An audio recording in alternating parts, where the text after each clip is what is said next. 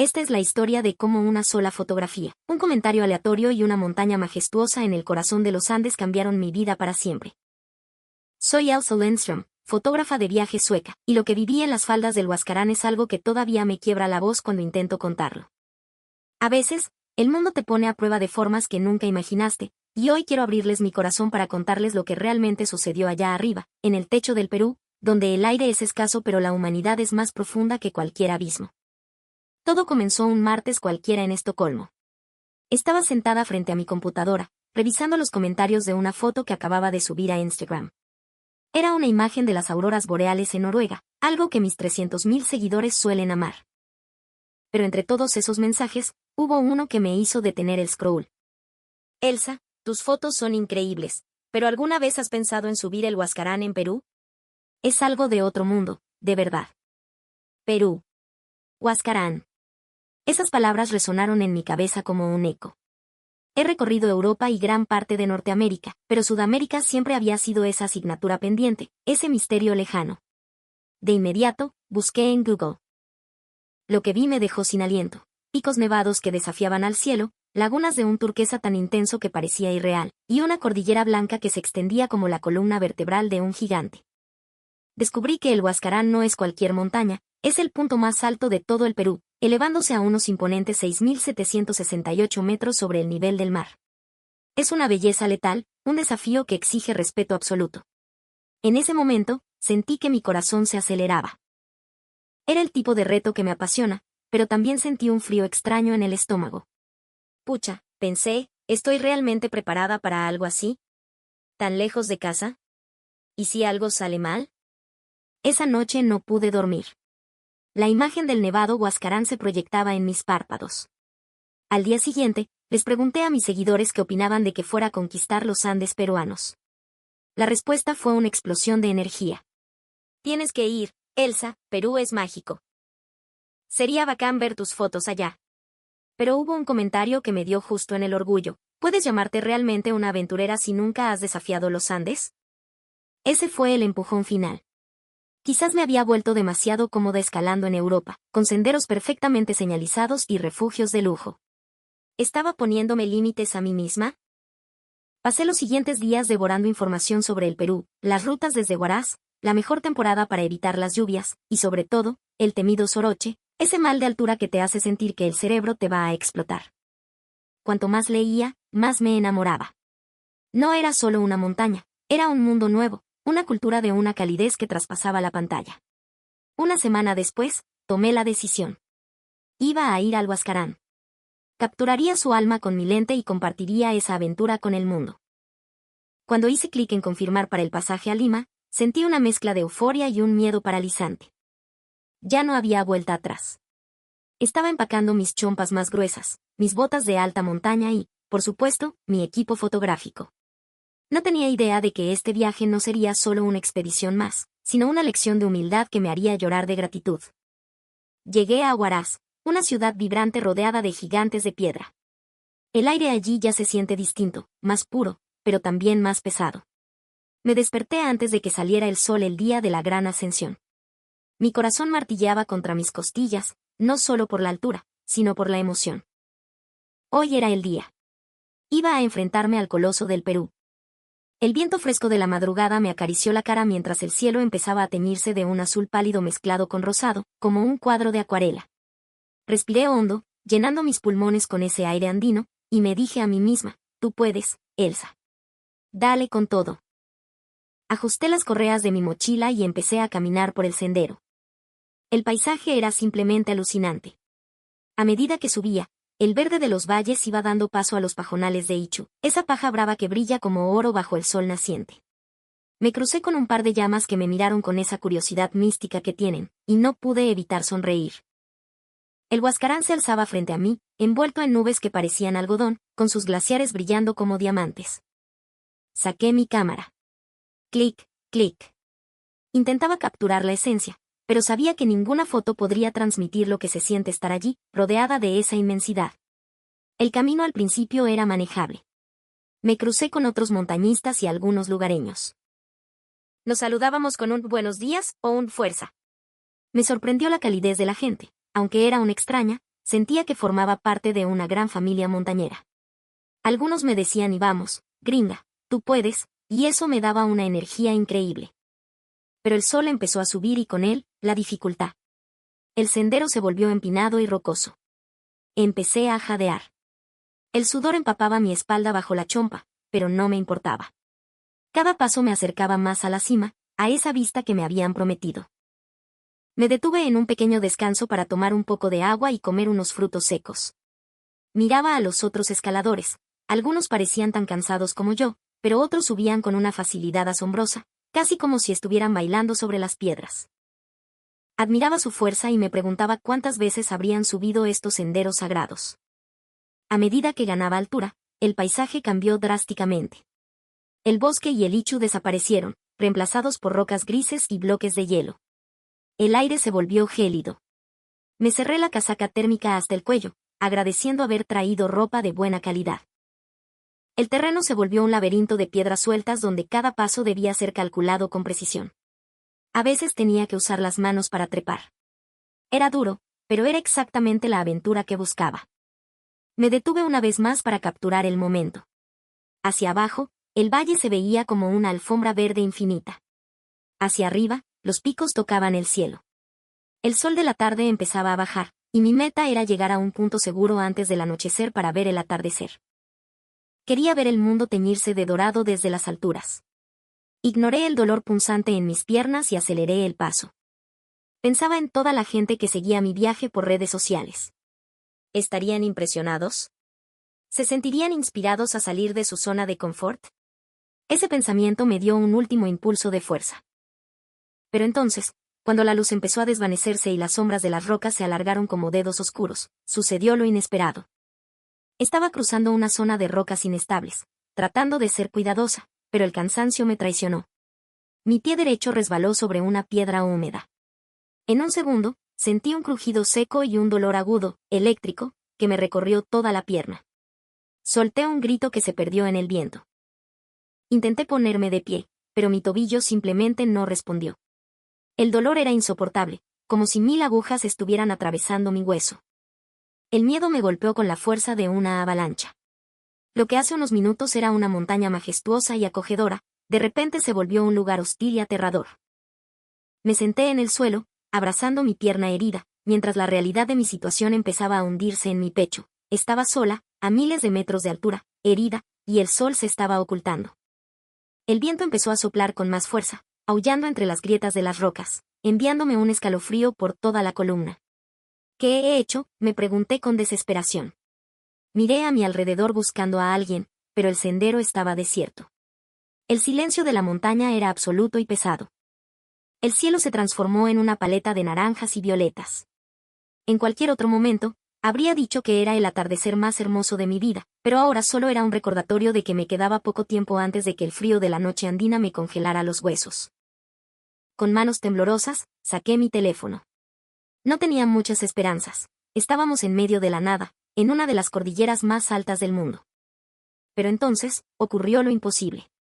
Miré la pantalla y, como un milagro, vi que tenía señal. No solo eso, había una conexión débil pero estable, como si la montaña misma me estuviera tendiendo una mano.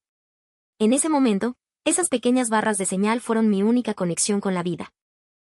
Con los dedos entumecidos por el frío y el miedo, marqué el número de Magnus, mi novio, que estaba a miles de kilómetros, en la seguridad de nuestra casa en Suecia. El teléfono sonó.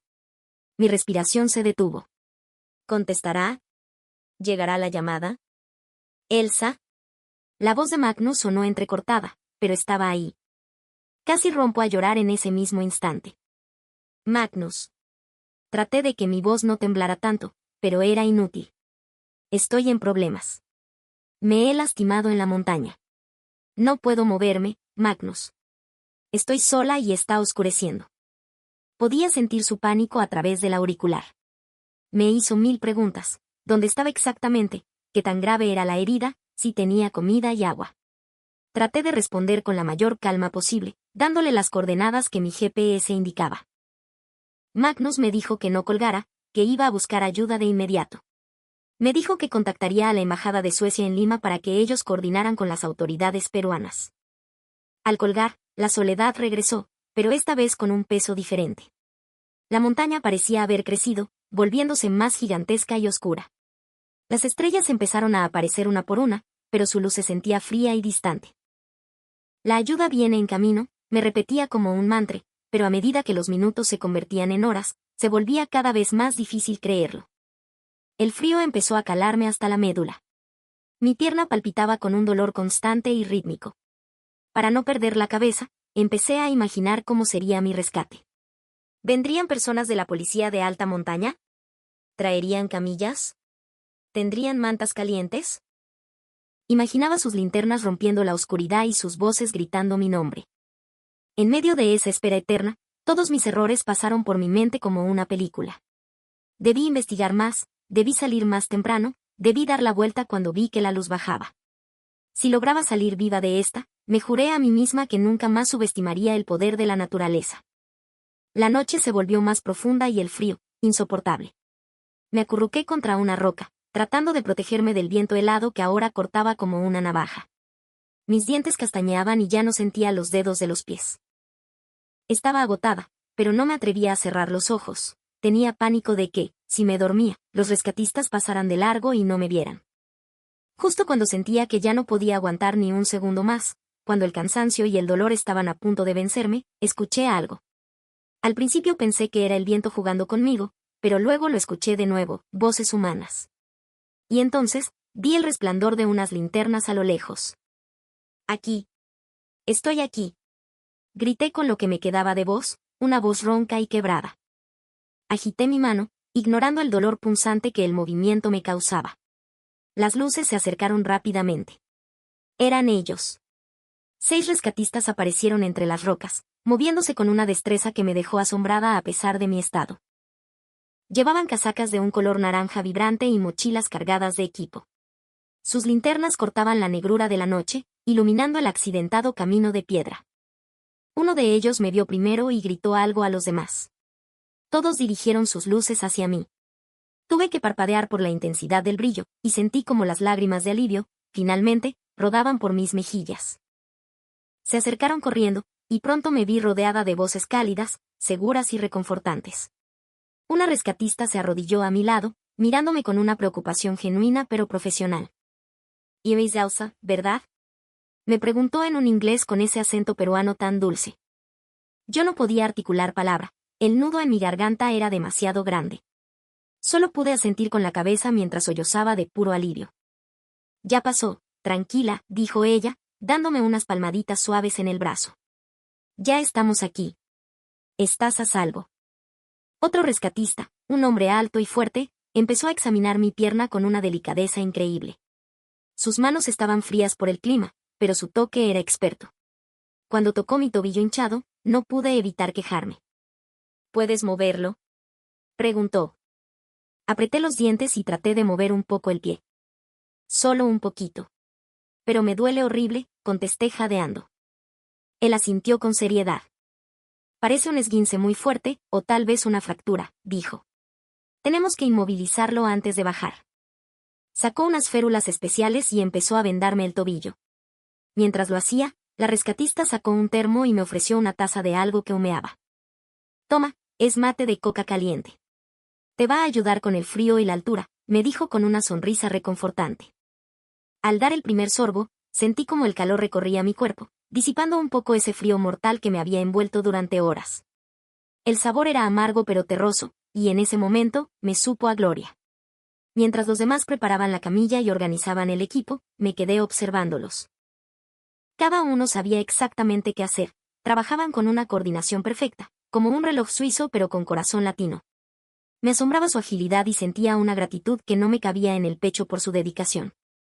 Cuando mi tobillo estuvo asegurado, el rescatista alto me miró y sonrió. «Elsa, ahora vamos a pasarte a la camilla. Va a doler un poquito, pero vamos a hacer lo más suaves posible, ¿ya?». Asentí, armándome de valor. Me levantaron con cuidado, pero aún así, un grito ahogado se me escapó cuando mi pierna se movió. «Lo siento mucho», dijo la chica, apretándome la mano con fuerza. «Te vamos a dar algo para el dolor mientras bajamos». Me aseguraron a la camilla con correas para evitar que me resbalara en el descenso. Luego, a la cuenta de 3, me levantaron. En ese instante, el mundo se inclinó y sentí un mareo momentáneo, pero sus brazos se sentían tan firmes como las mismas montañas. El viaje de bajada fue largo, lento y extremadamente cuidadoso. Lo que para mí había sido un camino difícil de día, en la oscuridad y cargando a una persona, parecía una misión imposible. Sin embargo, ellos avanzaban con una confianza absoluta, iluminando cada paso. La rescatista caminaba a mi lado todo el tiempo, hablándome para mantenerme despierta y tranquila. Me contaba sobre otros rescates que habían hecho, sobre lo hermoso que es el Huascarán y cuánto amaba a ella el andinismo. Su voz suave era como un ancla en medio de la tormenta de dolor y miedo que todavía sentía. A veces nos cruzábamos con otros montañistas que bajaban tarde, se hacían a un lado, nos daban paso y soltaban palabras de aliento que, aunque no entendía del todo, sentía como un abrazo. Era increíble ver a tanta gente en la montaña a esas horas, todos unidos por un respeto común hacia la cumbre. El tiempo parecía no tener fin, pero al mismo tiempo pasaba volando. Mi mundo se redujo al balanceo rítmico de la camilla, al destello de las linternas y al murmullo constante de mis salvadores. A pesar del dolor persistente, finalmente me sentía segura. Después de lo que parecieron siglos, vi luces a lo lejos que no eran linternas. Eran las luces de la base. Al salir de la zona más rocosa y entrar en la parte baja, vi a un grupo de personas esperando, guardaparques, otros rescatistas y hasta algunas cámaras. Cuando finalmente depositaron la camilla cerca de la ambulancia que esperaba, la emoción me desbordó por completo. Estas personas habían arriesgado sus propias vidas, caminando por senderos peligrosos en la oscuridad total, solo para traerme de vuelta. Tomé la mano de la rescatista que me había acompañado. Muchas gracias, de verdad, le dije con la voz quebrada por la emoción. Gracias a todos por no dejarme allá arriba. Ella sonrió, me apretó la mano y me dijo: De nada, Elsa. Para eso estamos. Somos peruanos, aquí nadie se queda solo en la montaña. Mientras cerraban las puertas de la ambulancia y empezábamos el trayecto hacia el hospital de Huaraz, me recosté agotada. Había pasado por el momento más aterrador de mi vida, pero también acababa de presenciar el acto de bondad y profesionalismo más grande que jamás hubiera imaginado. Sabía que esta aventura, aunque dolorosa, me había cambiado para siempre. Cuando abrí los ojos, me encontré en una habitación de hospital limpia y luminosa. Las paredes blancas y el olor a desinfectante contrastaban brutalmente con la imagen de las rocas grises y el hielo de hacía unas horas. Mi pierna estaba envuelta en un vendaje grueso y cualquier movimiento me causaba un pinchazo de dolor, pero el alivio de estar a salvo era inmenso. Me quedé ahí acostada, dejando que los eventos de ayer fluyeran por mi mente. La belleza del Huascarán, la agonía de la subida, el pánico de estar herida y sola. Y luego, ese hilo de esperanza inesperado, mi teléfono. Nunca imaginé que en un lugar tan remoto y salvaje como ese pudiera haber señal. Hice un esfuerzo por moverme y alcancé mi celular que estaba en la mesita de noche. Al encender la pantalla, una avalancha de notificaciones inundó la pantalla. Mis seguidores estaban desesperados. La noticia de mi accidente ya había empezado a circular. Sentí una gratitud profunda por su preocupación y supe que tenía que decirles que estaba bien. Con las manos todavía un poco temblorosas, preparé el teléfono para hacer una transmisión en vivo. Respiré hondo, tratando de calmarme. Sabía que tenía el pelo hecho un desastre y que me veía agotada, pero eso no importaba. Lo importante era conectar con ellos. Hola a todos. Comencé con la voz un poco ronca. Estoy bien. Ya estoy a salvo en un hospital en Perú. No se preocupen, voy a recuperarme pronto.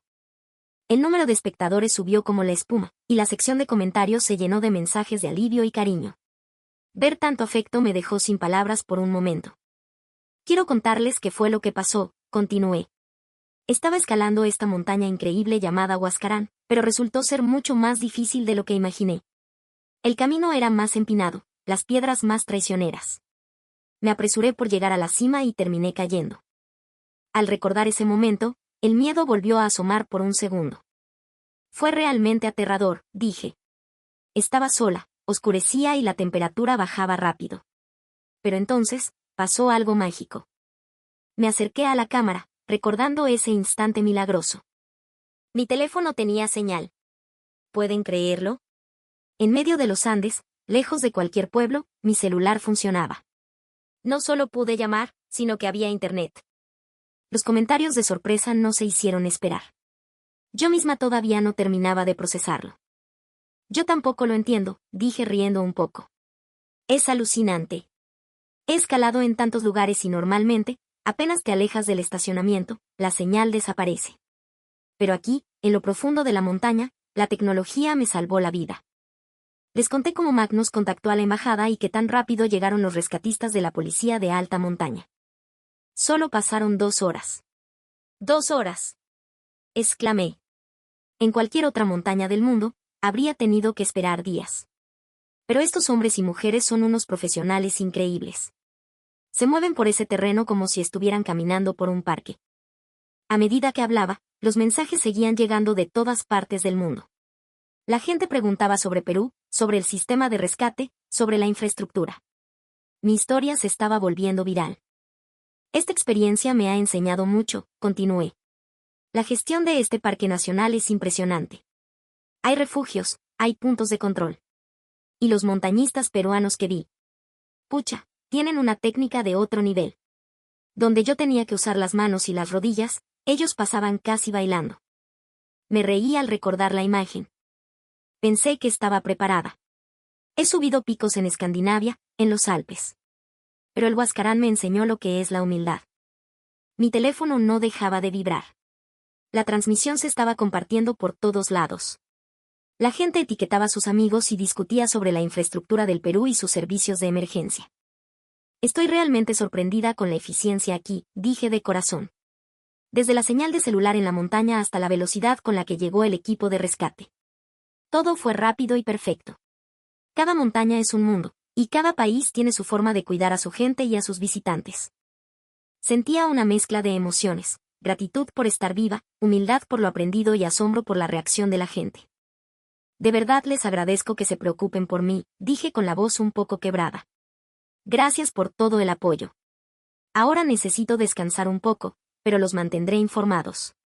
Por favor, recuerden, respeten siempre a la montaña, prepárense bien y nunca subestimen el conocimiento local. No saben cuándo les puede salvar la vida. Al terminar el vivo, me recosté en la almohada con 1000 pensamientos dando vueltas. Antes de quedarme dormida, me maravilló cómo una situación tan crítica se convirtió en una historia increíble que ahora recorría el mundo entero. El Huascarán, la montaña que casi me vence, se había convertido en mi mejor maestra. Apenas cerré los ojos, el silencio de la habitación en la clínica de Huaraz empezó a pesarme más que el frío de la montaña. No era un silencio de paz, era ese silencio denso que precede a la tormenta. Mi teléfono, que hacía unos minutos era una fuente de consuelo, empezó a vibrar de nuevo, pero esta vez el ritmo era distinto. No eran solo notificaciones de likes o corazones, era un bombardeo constante, una ráfaga de mensajes que hacía que el aparato saltara sobre la mesa de noche. Me incorporé con esfuerzo, sintiendo un pinchazo agudo en las costillas. El soroche todavía me pasaba factura, sentía la cabeza pesada, como si tuviera piedras dentro, y cada bocanada de aire me recordaba que mis pulmones aún estaban recuperándose del aire ralo del Huascarán. Estiré la mano y tomé el celular. La pantalla iluminó mi rostro pálido. El video que acababa de subir, esa transmisión en vivo donde agradecía a todos, se había salido de control. Pero no de la forma que yo esperaba. ¿Qué es esto?, susurré, con la garganta seca. Debajo de mi video, los comentarios pasaban a una velocidad vertiginosa. Mentirosa, por tu culpa están en peligro, ¿por qué no dijiste la verdad sobre el guía? Mi corazón empezó a latir con una fuerza errática. No entendía nada. De pronto, una llamada entró. Era un número desconocido, pero con el prefijo de Lima. ¿Aló? Contesté, con la voz temblorosa. ¿Señorita Elsa? Habla el agregado de prensa de la Embajada de Suecia. La voz del hombre sonaba tensa, despojada de cualquier formalidad diplomática amable. Necesito que apague su celular ahora mismo y no hable con ningún periodista. La situación en el Huascarán se ha complicado y su video ha desatado un escándalo que no podemos controlar. ¿De qué está hablando?, pregunté, sintiendo un frío que no tenía nada que ver con la nieve. Los rescatistas me sacaron, estoy bien, el equipo de la policía de alta montaña fue increíble. Elsa, escúchame bien, me interrumpió. El oficial Renato, el que lideró su rescate y al que usted mencionó como un héroe en su vivo, no ha regresado a la base. Volvió a subir porque, según los últimos reportes de radio, usted olvidó mencionar que había otra persona con usted en la grieta. La opinión pública en Perú está incendiada. Dicen que usted ocultó información para salvarse primero. El teléfono se me resbaló de las manos y cayó sobre la colcha de lana de alpaca que me habían dado para abrigarme. El mundo se detuvo. ¿Otra persona? Mi mente empezó a rebobinar las horas de agonía en la nieve. La neblina, el blanco absoluto, el dolor. Yo estaba sola. O eso creía. De repente, un recuerdo borroso me golpeó, una chompa roja. Antes de caer en la grieta, cerca del paso del glaciar, me había cruzado con un muchacho joven, un porteador local que subía con una carga ligera. Habíamos intercambiado un buenos días rápido. Él me advirtió sobre el hielo quebradizo. Cuando la placa se dio bajo mis pies, escuché un grito que no era el mío. Pero en mi estado de hipotermia, mi cerebro lo había borrado, lo había archivado como una alucinación del frío. Me levanté de la cama, ignorando el mareo. Abrí la puerta de la habitación y me encontré con un pasillo vacío, bañado por la luz fluorescente parpadeante de la clínica. Caminé descalza, sintiendo el piso helado. Necesitaba encontrar a alguien, necesitaba saber si Renato estaba bien. En la sala de espera, una pequeña televisión colgada en la esquina transmitía noticias de último minuto. El titular en letras rojas gigantes me dejó sin aliento. Drama en el Huascarán. Rescatista desaparecido por negligencia de turista extranjera. Vi las imágenes. Era un video grabado desde un dron. Se veía la inmensidad del Huascarán, esa mole de piedra y hielo que ahora parecía un monstruo hambriento. Y ahí, en un punto mínimo en medio de la blancura, se veía una figura naranja, el uniforme de la policía de alta montaña, luchando contra una ráfaga de viento que levantaba nubes de nieve polvo. Era Renato. Estaba solo, y el clima estaba empeorando. La temporada de tormenta se había adelantado y el Huascarán no perdona. Señorita, no puede estar aquí.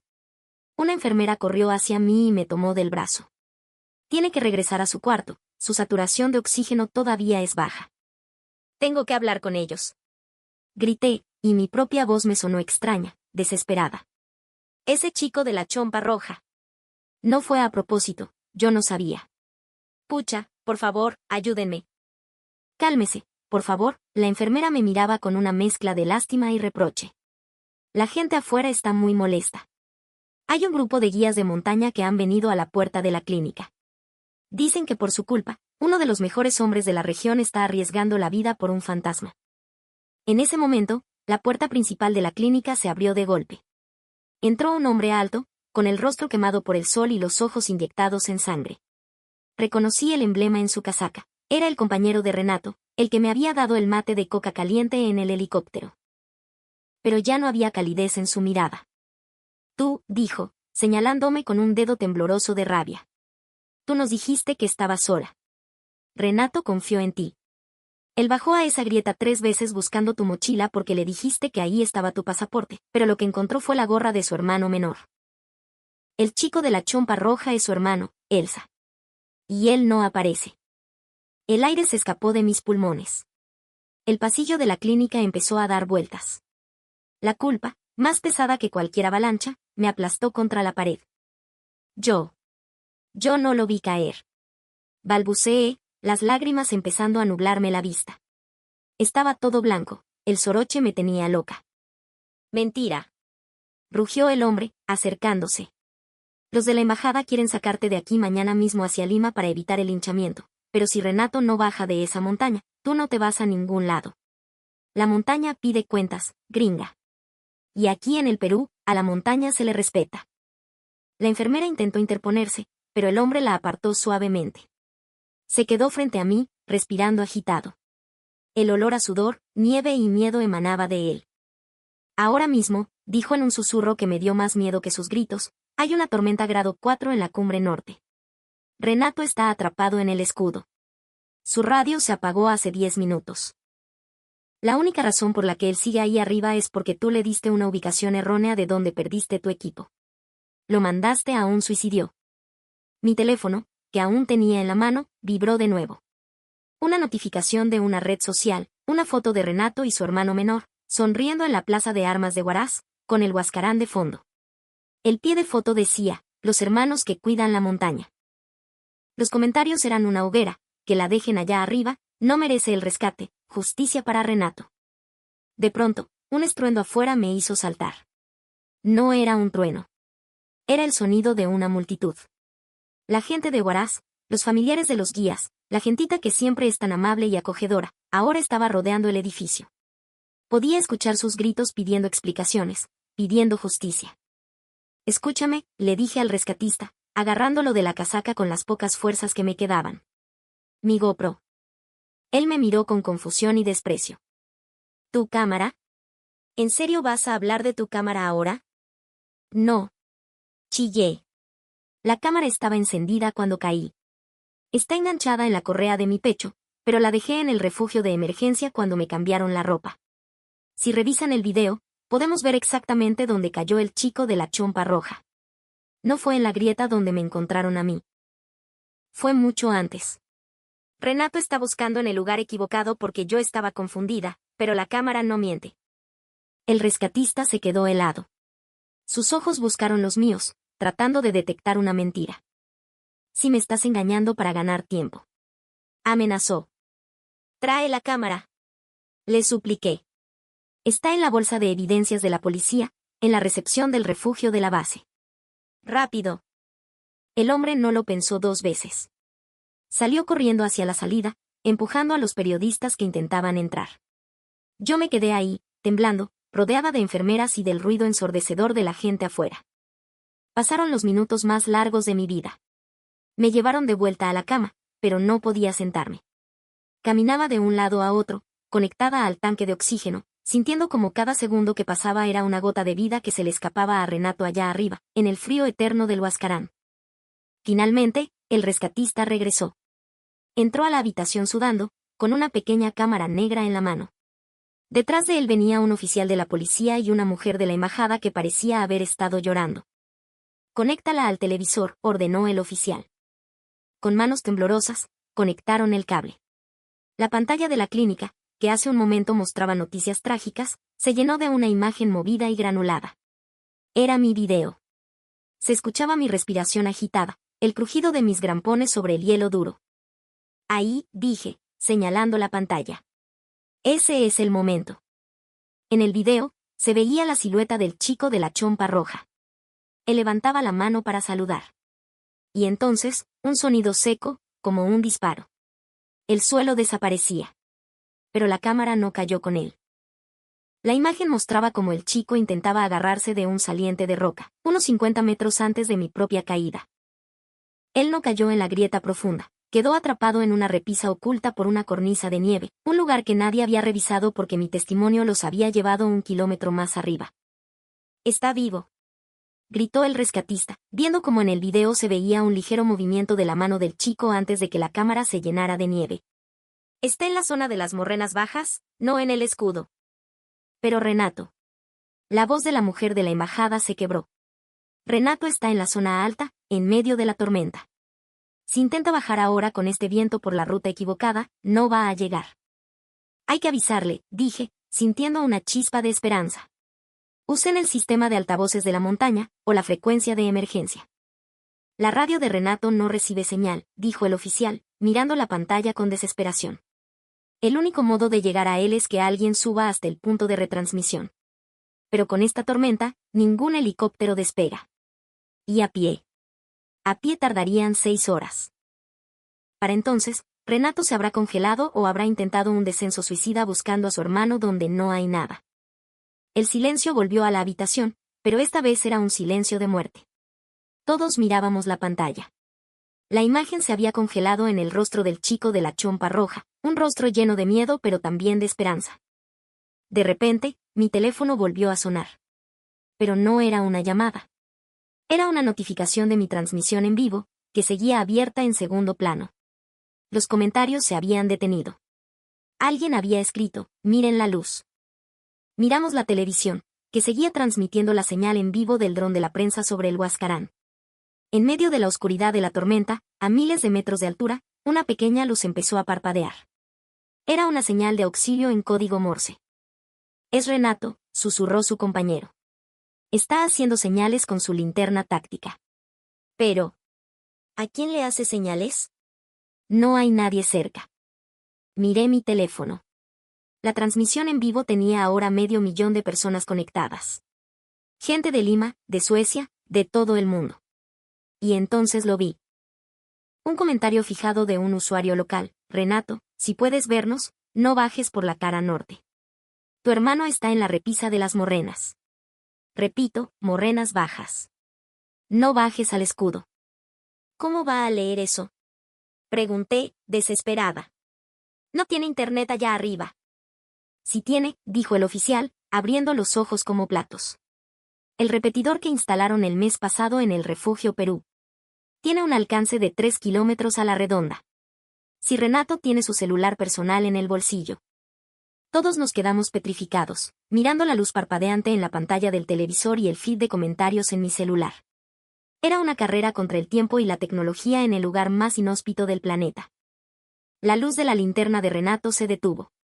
Hubo un minuto de oscuridad absoluta en la pantalla del dron.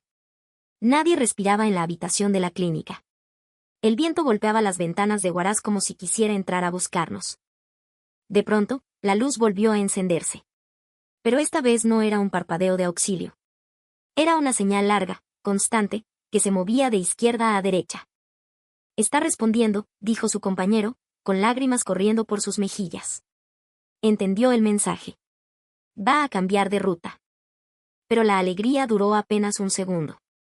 En la imagen del dron, vimos como una masa gigante de nieve, una placa entera de la ladera superior del Huascarán, empezaba a deslizarse justo por encima de donde estaba la luz de Renato.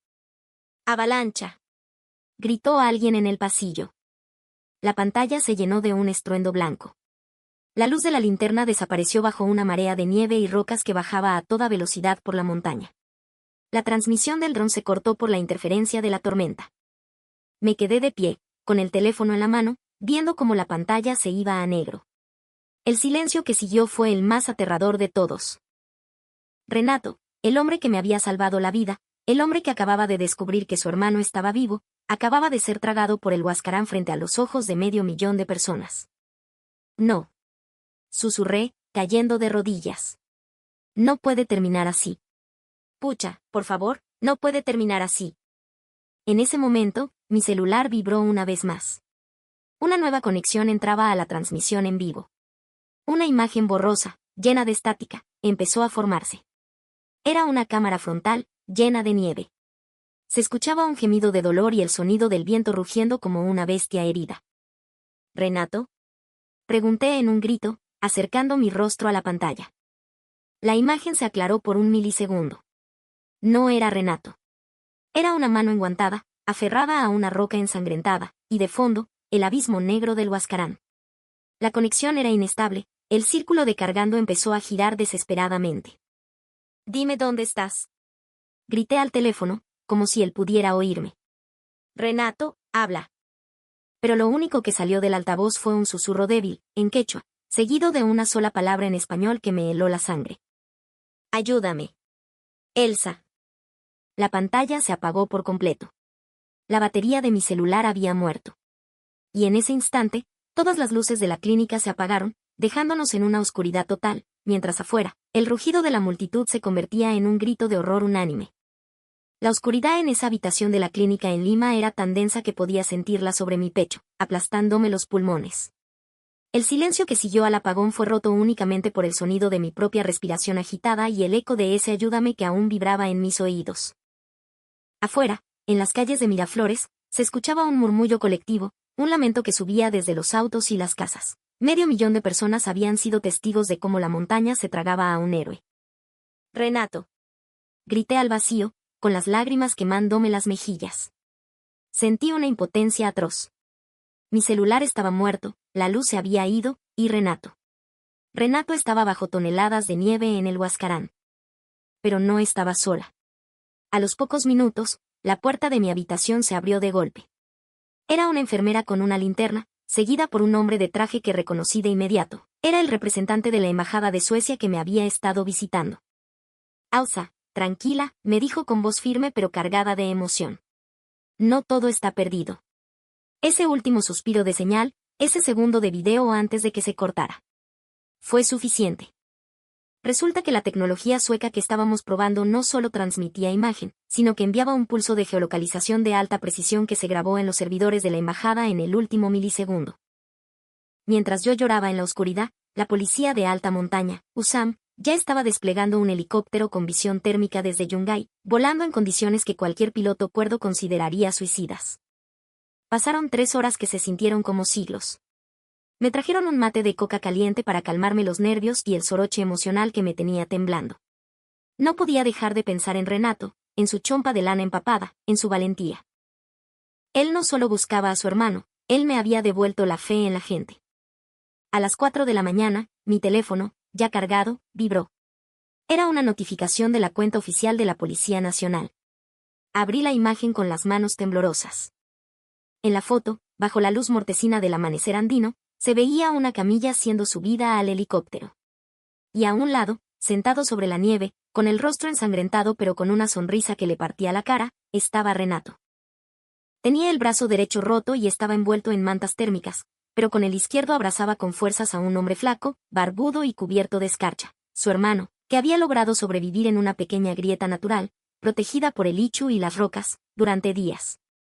El villano de esta historia, el frío olvido y la burocracia que decía que buscar a un desaparecido en el Huascarán después de tanto tiempo era un gasto inútil, había sido derrotado por la terquedad de un hombre y la conexión de miles de corazones. 2 semanas después, el sol de Lima brillaba con esa calidez suave que tenemos en la costa. Yo estaba sentada en el malecón, mirando el mar, cuando escuché el sonido de unas muletas sobre el cemento. Me giré y ahí estaba él. Ya no llevaba su equipo de montaña, sino una camisa sencilla y una venda en la cabeza. Se veía más delgado, pero sus ojos tenían ese brillo bacán que solo tienen los que han vuelto de la muerte. Pucha, Elsa. Casi no la cuento, me dijo, sentándose a mi lado con dificultad. Eres un terco, Renato, le respondí, dándole un abrazo con todo el cuidado del mundo. Él se quedó mirando el horizonte, hacia donde, muy lejos, se alzaban los Andes. No fue la tecnología, Elsa, susurró él. Fue saber que me estabas viendo. Saber que no estaba solo en ese abismo. Sentí que cada mensaje de la gente que estaba en el vivo era como una pequeña fogata calentándome bajo la nieve. Nos quedamos ahí un buen rato, en silencio, compartiendo un alfajor y mirando como el cielo se teñía de naranja. Renato me contó que su hermano ya se estaba recuperando en Huaraz y que lo primero que pidió al despertar fue un caldo de cabeza bien caliente. Hoy, cuando miro mi celular, ya no veo solo un aparato de plástico y vidrio. Veo un puente. Esta historia me enseñó que, aunque estemos en la cima más alta del Huascarán, rodeados de tormentas y avalanchas, mientras haya alguien al otro lado sosteniendo la luz por nosotros, nunca estaremos perdidos. Porque en el Perú, lo que nos salva no son solo los satélites o los drones, es esa calidez que nos hace saltar al vacío por el otro. Al final, la conexión más fuerte no es la de Internet, sino la que nace cuando un corazón decide no rendirse por amor. Y eso, amigos, es lo más chévere de estar vivos.